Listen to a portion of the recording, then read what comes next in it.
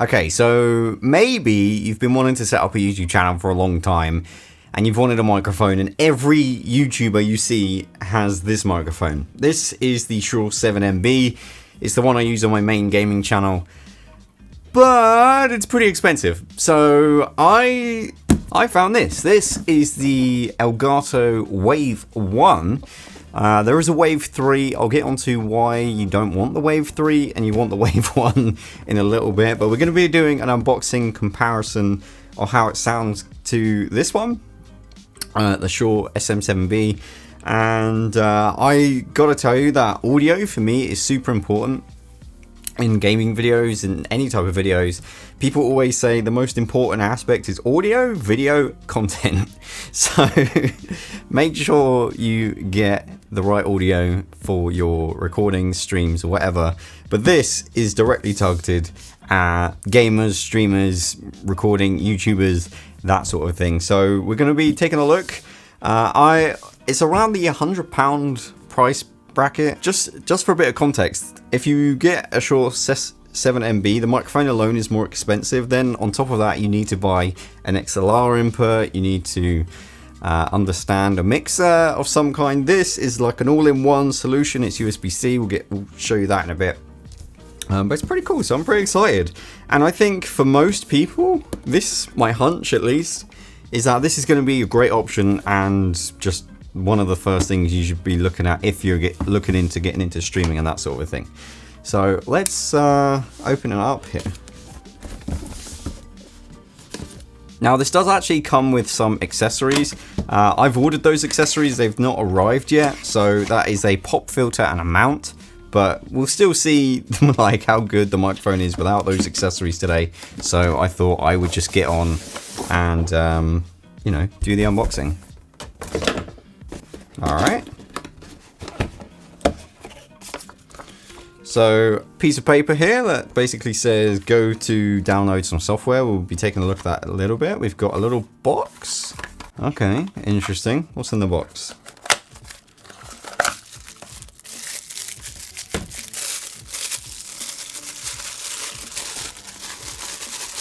This is weird.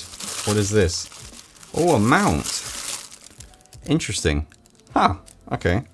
There's like a little mount adapter, I guess. Like I said, we've got a USB-C to USB-A cable. Interesting. We've got a piece of cardboard. And there it is. There's the microphone. Oh, wow. Okay. First thing I'll say, it's a lot heavier than I expected. And there's a sticker. Ooh.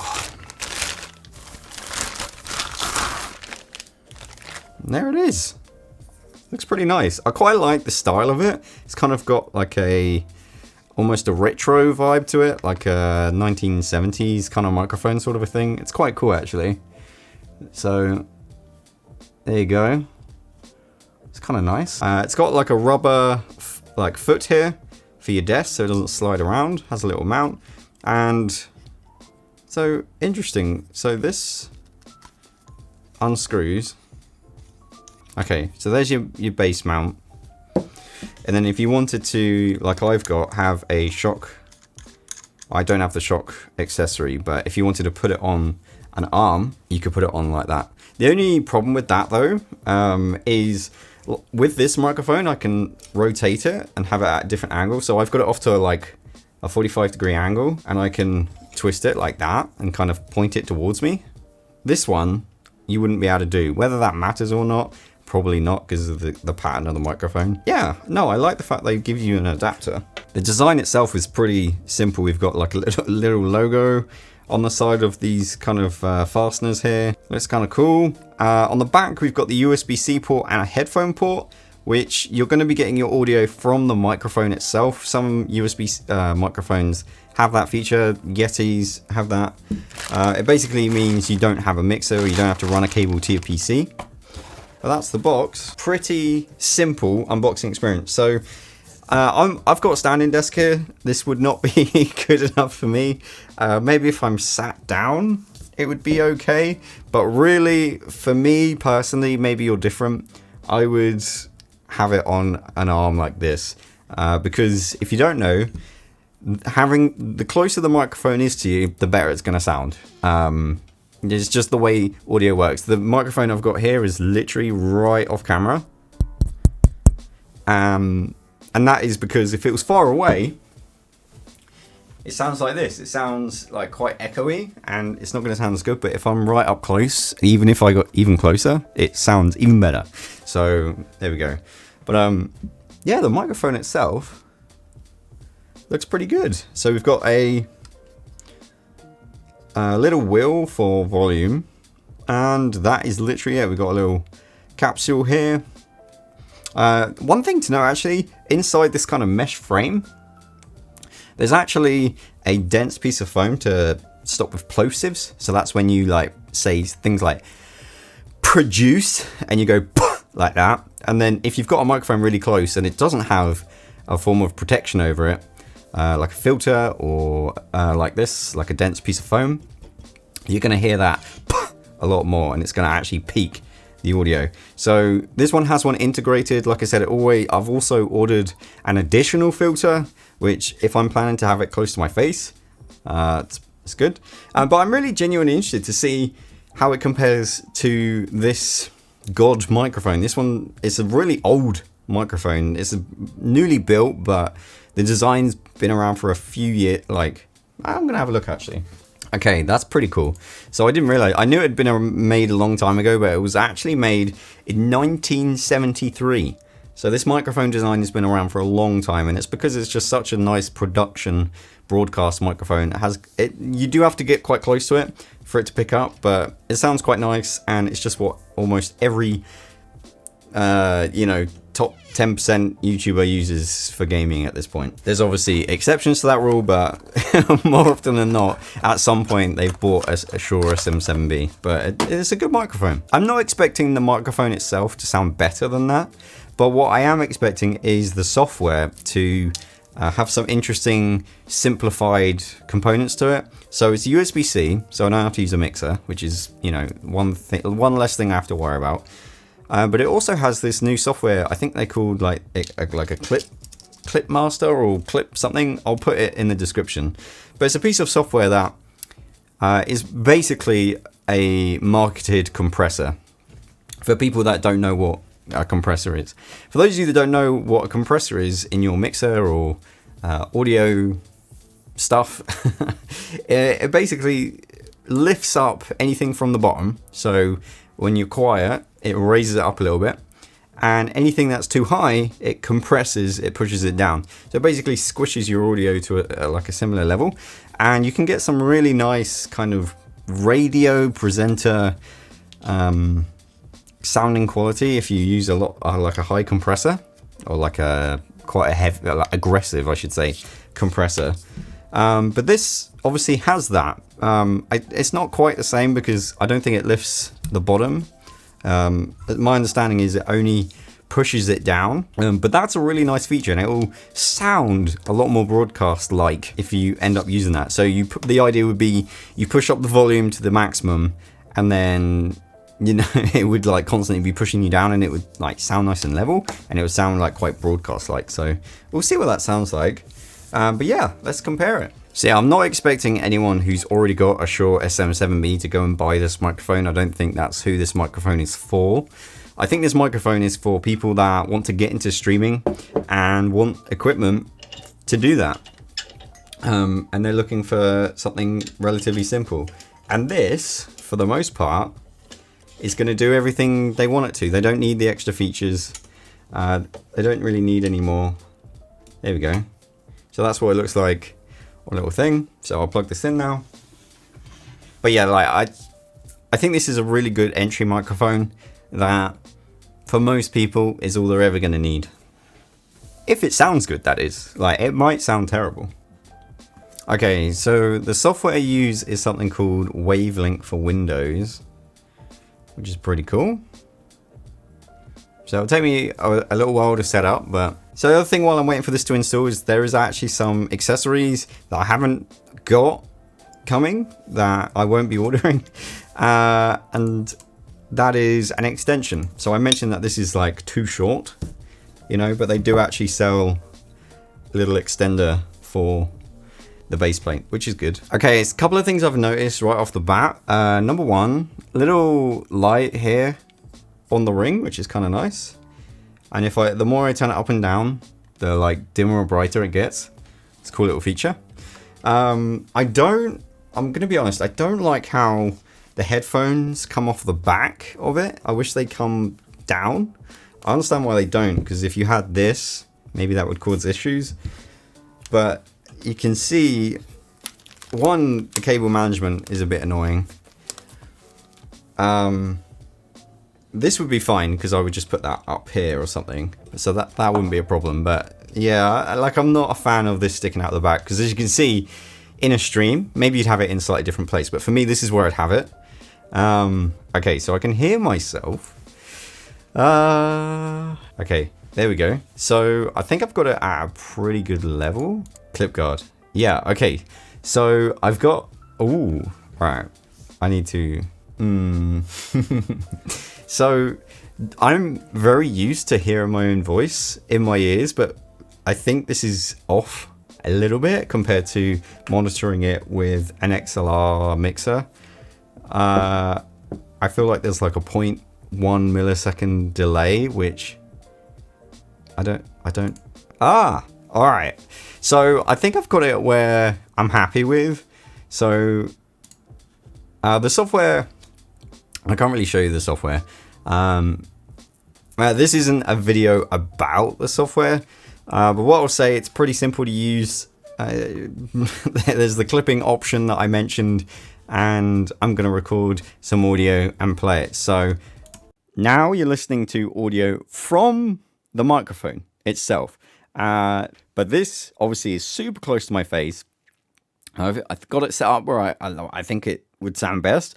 But let me show you the feature where if you get really close to it, it's going to super compress the audio until you start stepping away and it sounds a little bit more normal. But I really like this clip feature because you can really yell and really push the microphone and you can hear the plosives probably. So you do need a filter if you're going to be up this close. But yeah, I don't know how it sounds. I'm going to review it and we'll go from there. That sounds really good, actually. For a sort of, it's not lower tier, but it's certainly mid-tier microphone. It's a USB microphone as well. I think it's great, but that killer feature, not even talking about the other features where you can mix in audio from different things, and maybe I'll make a video about that separately, the software. But the main, what is it called? I saw it. Clip guard, it's called. They've marketed it clip guard. The clip guard feature sounds brilliant, and it's exactly what I was talking about. Super compressed, super broadcast sound. The only thing I would say is if you're going to use that, you definitely need the pop filter that I've ordered. We'll take a look at that in another video. But yeah, I honestly think this is a pretty great microphone. There is one issue with it, which I don't think many people will have an issue with. It's an issue for me because my ears are so tuned to it and I'm so used to it, so it might just be an adoption thing. But hearing myself point, like, they say there's no delay. There is a delay, but it's very, very minor. For me personally, that I don't think I'm going to use it more often. You know what? I'm going to swap out the microphone and compare it to this old bad boy. A juicy bad boy. Okay, so this is my janky AF setup. Right, here's the audio test between the SM7B and the Elgato. Right, let me know if you can tell which one's which. Okay, this is a test on the microphone that you have to try and guess which one I'm using. Let me know which one you think it is. Okay, this is a test on the second microphone, which may or may not be the Elgato. But you guys will have to let me know and yeah, see which one's better. Can you really tell the difference? Let me know in the comment section. I can tell the difference because of the headphones I'm wearing and the setup I've got. Can you tell the difference? Probably not at this distance. It's a great microphone. It's an actually impressive microphone, considering. And I love the fact there's the, sorry, there's the mixing features, which we haven't got onto. I love the fact the clip meter, oh, I've forgotten the name of it again. What's it called? Clip guard. Man, I need to remember that. Clip guard is a feature I really appreciate, especially for new YouTubers and streamers. Compression and audio, like the audio science side of it, is kind of difficult to, it's quite a steep learning curve. This just simplifies it, on-off switch, it's preset, it's pre-done, and it gives me the results I'd be looking for anyway. So they've done a really good job with this microphone. It's pretty good. I actually, just before we finish, I just wanted to, I've spent a bit more time tweaking the audio and like trying to find the settings that I really like. And this is the new settings on something that I would go for. So let me know what you think, how this sounds, but I'm really impressed. It's got a very low noise. It's almost like there's a noise gate, but I don't think there is, which is impressive. There's virtually no background noise, even though I've cranked it up quite a lot. I think this sounds actually really good. I'm actually really impressed with how this sounds, and I love the clip guard, as I've already said numerous times. Yeah, no, I genuinely, if you're looking for a new microphone, I don't know, like I say, whether it's not better than this. The features from the software might be, but it's certainly, if you're a new streamer, if you're someone that's looking at getting into streaming, this actually delivers way more than I was expecting. And as like, I'm a self-proclaimed fussy audio person. Like, I get really finicky about how my audio sounds, and for me to think this sounds good means a lot, because I'm really particular about stuff, and I really expected to come on this video and say, it's okay, maybe for a startup stream, but actually, I could swap to this. I could. The audio delay monitoring is a huge issue for me personally. If that wasn't an issue, couple of things I want to update you on. Number one, you can see I've put it on this little stand here, which I think is the best option. I did try with the arm, but I couldn't really get it in a position I liked. This is perfect for what I'm doing, because I can like stand here. This is where I'd normally stand for my gaming videos. It's at a really nice distance, and it looks nice on the desk. I can also move it out of the way, which is great. But the other thing, I mentioned at the start of the video, there's a reason why you shouldn't buy the 3 over the 1. So you get a couple of features over the 3 than the 1, and that is indicators for volume, mute kind of touch thing on the top, and touch now, it's over here, which is on the top. This has just a button, as you can see. And the other thing, and the probably bigger thing that Elgato would kind of advertise is the fact it can run at a higher hertz rate. Rather than 48,000 of the 1, it can go to 96. But I don't use 96. I don't know any streamers that would use 96. Unless you're doing your own offline mastering, you're not going to be using 96. You're going to have to put it for 48 for all the streaming platforms, all recording, gameplay. So if you look at that and it says 96 and you just see the bigger number and assume it's better, well, technically it is better, but you don't need it. 48 is more than enough. A lot of people use 44.1. I personally use 48. So if you're looking to get one, I would get the 1. You don't need the features of the 3 because the actual microphone itself is the same. Like the capsule, the actual bit that captures the audio is exactly the same. So yeah, there we go. Now it's the end of the video. Take care.